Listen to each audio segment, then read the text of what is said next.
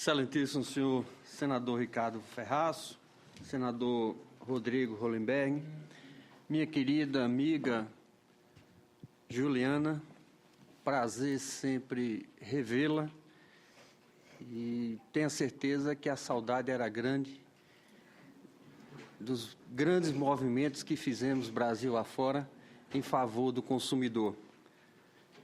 Sou advogado, mas não perdi o senso e o carinho pela defesa do consumidor.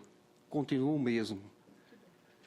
E, por delegação do meu presidente, Marcos Vinícius Furtado Coelho, fui convidado para presidir a Comissão de Defesa do Consumidor, que, para mim, foi uma honra significativa e até porque me faz voltar às minhas origens, que é a defesa do consumidor, que as tenho ainda entranhada no meu ser e na minha vida. Defendo sempre o consumidor. Não abdiquei dessa forma de defesa, mesmo sendo advogado e muitas vezes ter que defender a empresa, mas só fiz isso na Justiça do Trabalho, respeitando a minha condição e origem de defesa do consumidor. Doutor José Guilherme, doutora Gisela Simona, prazer novamente revê-la, Gisela, vendo você alçada a presidente da Associação Nacional de Defesa do Consumidor, oriunda do nosso Fórum Nacional de PROCONs, que tive o prazer também de presidir por algum tempo. Bem, eu vejo com bons olhos essas questões todas trazidas hoje aqui à discussão e de evolução na defesa do consumidor. Me deixe apenas fazer um breve retrospectivo. E aqui, ao escutar a fala dos que me antecederam, eu recordava quando estive na Câmara Federal discutindo os 4 anos do Código de Defesa do Consumidor. E naquela oportunidade, eu externava, Gisela, toda essa preocupação que você externou. A dificuldade na criação de novos órgãos de defesa do consumidor. E aí citava o meu exemplo na Paraíba, onde saía como um verdadeiro aventureiro pelo sertão paraibano, no mês de dezembro, ao sol causticante de 40 graus, tentando sensibilizar os senhores prefeitos a criarem PROCONs municipais. E daquela época para cá, pouco ou nada alterou no estado da Paraíba. E vejo que pouco ou nada alterou a nível de Brasil. Mas tivemos vitórias, doutora Juliana.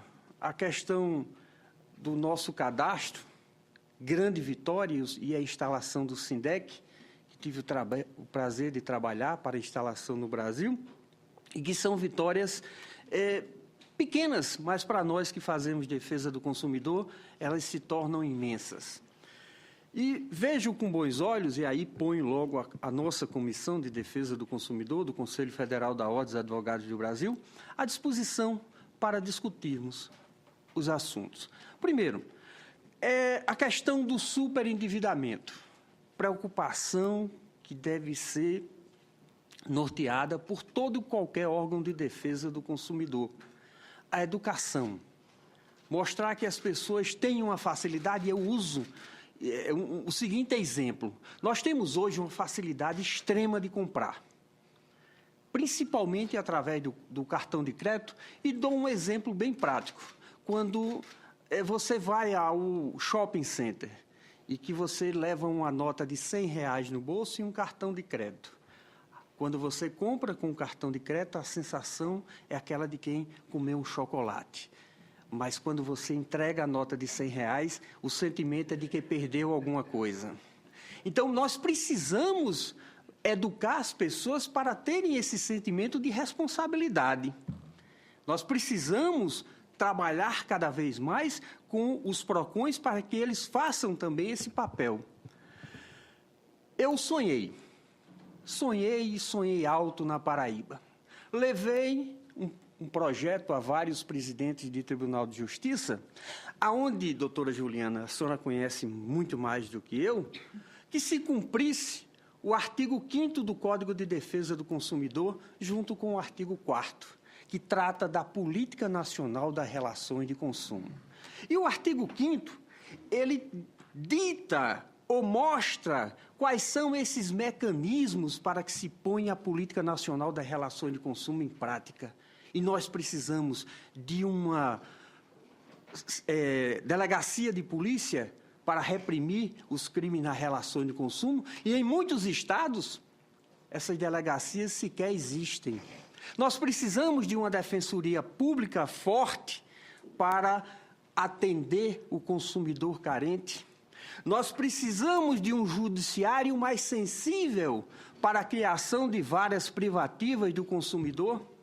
Nós precisamos fomentar a criação de associações representativas de consumidores. Eis o que está no artigo 5º do Código de Defesa do Consumidor. Vejo a questão de se tornar o título executivo extrajudicial, e me permita, eu vou contar uma historinha. Eu era diretor do PROCON municipal em João Pessoa e apliquei uma multa em uma determinada empresa porque ela desrespeitou o direito do consumidor. E aquela senhora, todos os dias, ia ao PROCON. E entrava na sala, e sempre permaneci com ela aberta, e dizia: doutor Adon, a empresa já pagou? E eu dizia: ainda não, nós vamos executá-la. E aí se repetia dia a dia essa senhora me procurando, até que eu mandei ao cartório procurar saber se a empresa realmente havia efetuado o pagamento e disse para ela: fique tranquila porque pagou. E eu recebo quando? Vejam que aí eu me preocupei com o sistema de como orientar o consumidor, de que o artigo 56 do Código de Defesa do Consumidor, ele diz que as sanções administrativas são independentes de natureza civil e penal. Bem, explicar para aquela senhora de que aquele dinheiro não era dela, era do município e ia ser inserido num cadastro. E ela disse para mim, e aquilo me doeu muito: perdi meu tempo. Imagine a minha sensação de um dirigente de lutar pelo direito do consumidor e ver aquela frustração daquela senhora naquele instante. E eu dizia que queria fazer alguma coisa. E aí, nesse instante, todos os acordos que eram homologados dentro do PROCON municipal, eles tinham 2 testemunhas, para que, em caso do não cumprimento, ele se tornasse um título executivo extrajudicial. Por quê? Porque as minhas idas até o Tribunal de Justiça, sonhando para que se criasse uma casa onde tivesse o PROCON, a delegacia, a defensoria, o Ministério Público, tudo dentro de um local só, para atender o consumidor, e até dava o direito de dizer que aquilo seria a casa da cidadania. Aplicação do artigo 5º do Código de Defesa do Consumidor. E vejo, infelizmente, ainda pouco ou nada se andou em 22 anos do Código de Defesa do Consumidor. Bem, questão dos PROCONs. Continuam na mesma condição. Até que o artigo 82 do Código de Defesa do Consumidor, ele trata de substituto processual e diz que os órgãos de defesa do consumidor podem fazer isso mesmo sem personalidade jurídica. Então, nos dá essa possibilidade de ir à justiça.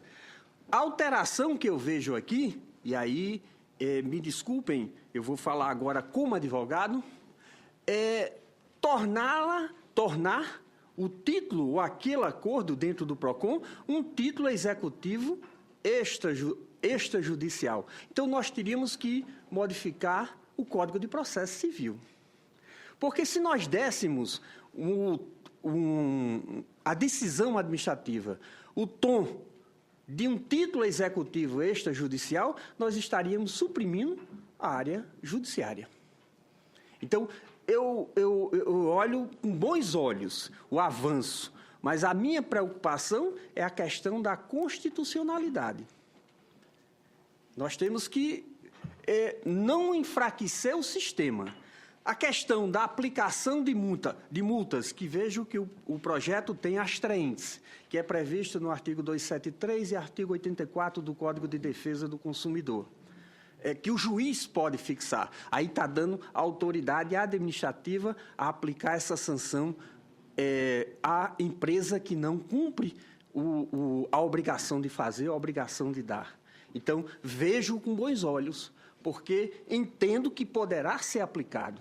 Então, nós precisaríamos debater nesse ponto. Não vim aqui, logicamente, fazer o papel do advogado do diabo. Eu quero fortalecer. A minha intenção é fortalecer cada vez mais a minha origem, que é os PROCONs. Ainda hoje, na Paraíba, onde eu saio nas ruas, as pessoas me param para perguntar sobre o direito do consumidor. E aí, só para encerrar, contar uma história, algo que ainda hoje me fazem essas consultas, Juliana, e a consulta mais inusitada foi na fila da comunhão, onde eu ia comungar e uma pessoa do meu lado ia me fazendo a consulta até o padre me entregar a hóstia. Então, vejam, a que ponto chega a necessidade do consumidor em se passar essas informações. E eu quero dar o meu contributo, Juliana. Quero, dentro da legalidade, para que a gente possa tornar o PROCON um órgão forte, um órgão altivo e um órgão mais do que respeitado, porque acreditado pela população, ele é demais. Muito obrigado.